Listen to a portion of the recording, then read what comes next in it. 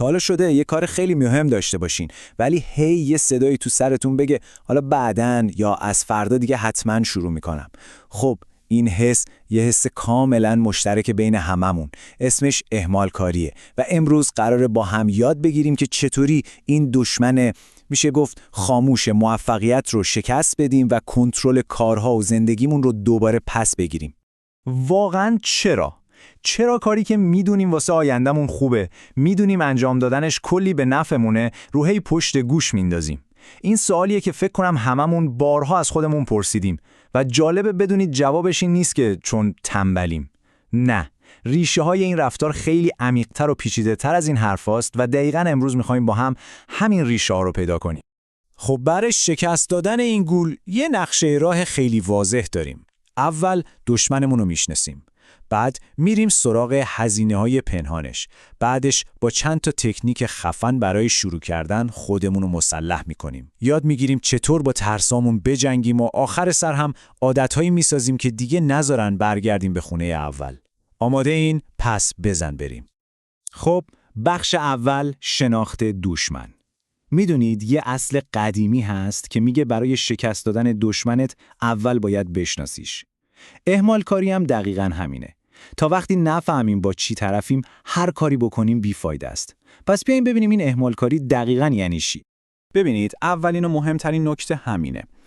اهمال کاری یه جور نقص شخصیتی یا ضعف اخلاقی نیست. پس لطفاً خواهشاً خودتون رو سرزنش نکنید. این فقط یه الگوی ذهنیه. مغز ما اینجوری سیمکشی شده که از چیزای سخت و دردناک فرار کنه و دنبال یه لذت آنی بگرده.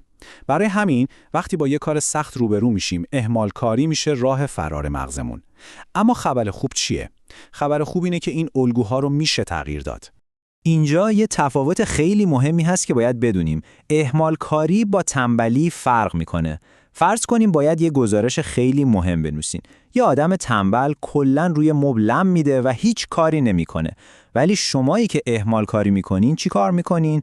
بلند میشین کل خونه رو برق میندازین، ایمیل های 10 سال پیش رو جواب میدین. یعنی هر کاری میکنین بجز نوشتن اون گزارش. میبینین اهمال کاری یه انتخابه، یه انتخاب فعال برای انجام یه کار دیگه، نه اینکه کلاً بیحال باشین. خب حالا چرا این کار رو میکنیم؟ اینو چند تا از دلایل اصلی هستن. شاید از شکست میترسیم که نتیجه کار اونجوری که باید نشه، یا شاید انقدر کمالگراییم که با خودمون میگیم یا باید بی‌نقص باشه یا اصلا نمیخوامش. گاهی وقتا هم اون کار اونقدر بزرگه که اصلا نمیدونیم از کجاش باید شروع کنیم و کلاً فرج میشیم. یه لحظه با خودتون فکر کنین کدوم یکی از اینا بیشتر شبیه صدایی توی ذهن شماست؟ چون اگه ریشه رو پیدا کنیم نصف راه رو رفتیم. خب حالا میریم سراغ پیامدهای پنهان. شاید با خودمون بگیم خب حالا یکم کارم عقب افتاد چی میشه مگه؟ ولی واقعیت اینه که اهمال کاری فقط وقت ما رو نمیدزده. این فقط نوک کوه یخه. هزینه‌هایی داره که خیلی سنگین‌تر از این حرفاست و مستقیم روی سلامت روان و کیفیت زندگیمون تأثیر میذاره.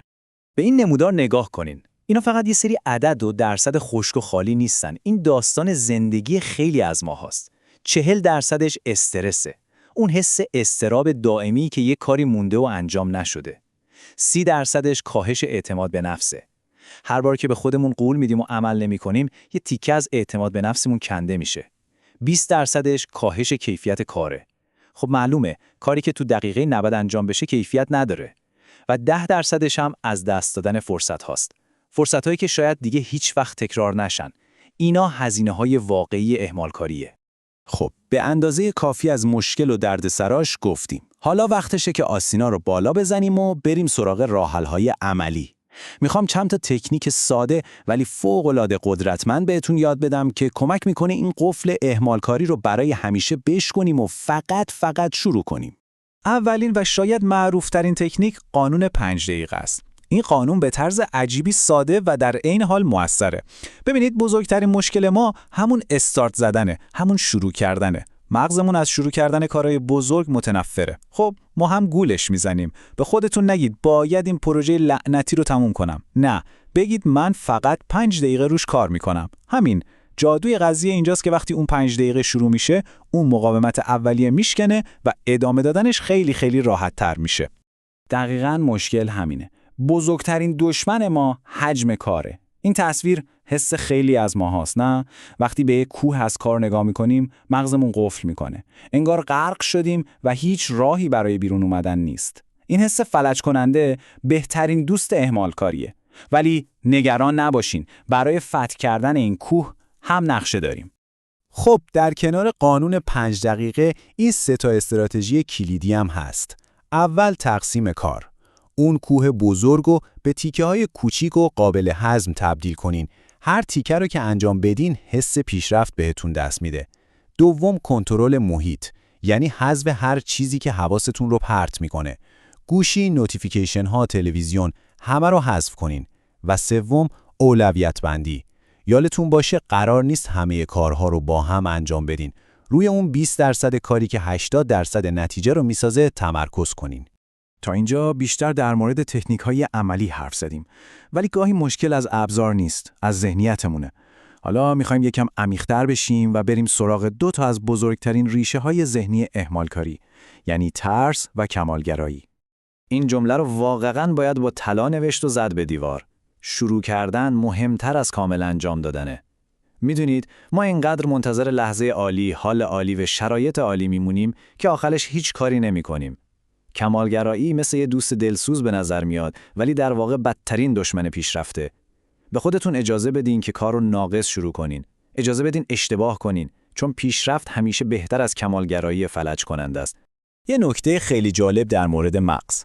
مغز ما با عمل کردن خیلی بهتر یاد میگیره تا با فکر کردن بیش از حد. وقتی شما یه کاری رو شروع میکنین، حتی اگه اشتباه کنین، مغزتون داره داده‌های واقعی جمع میکنه و یاد میگیره. ولی وقتی فقط بهش فکر میکنین، توی یه چرخه بیپایان از اگه اینطوری بشه چی و شاید اونجوری بهتر باشه گیر میکنه و هیچ پیشرفتی حاصل نمیشه.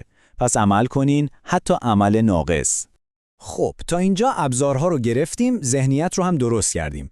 ولی چطور مطمئن بشیم که اینا فقط یه هیجان زودگذر نیست؟ چطور این تغییرات رو دائمی کنیم؟ بخش آخر دقیقاً در مورد همینه. ایجاد عادت‌های پایدار. عادت‌هایی که این رفتارها رو اتوماتیک کنن و ما رو برای همیشه از شر اهمالکاری خلاص کنن. این چند تا تمرین روزانه رو اگه انجام بدیم واقعا معجزه میکنن. 1. هر روز صبح فقط 3 تا کار مهم روزتون رو مشخص کنین. فقط 3 تا. این بهتون تمرکز میده. 2. شب قبل برای فرداتون یه برنامه کلی بریزین. اینجوری مغزتون شب آروم میخوابه. 3. به خودتون پاداش بدین، حتی برای کوچیک‌ترین قدم‌ها، یه چای خوب، یه آهنگ، هر چی. اینجوری مغزتون یاد میگیره که این کارا حس خوبی دارن. و 4. آخر هفته‌ها یه نگار به عملکردتون بندازین. چی خوب پیش رفت، کجا میتونست بهتر باشه. این چرخه شما رو روز به روز قوی‌تر میکنه. و یادتون نره، لازم نیست تنهایی این مسیر رو برین. کلی ابزار خوبم هست که میتونه کمکتون کنه. یه تقویم ساده یا یه اپلیکیشن تودو لیست ذهنتون رو خلوت میکنه.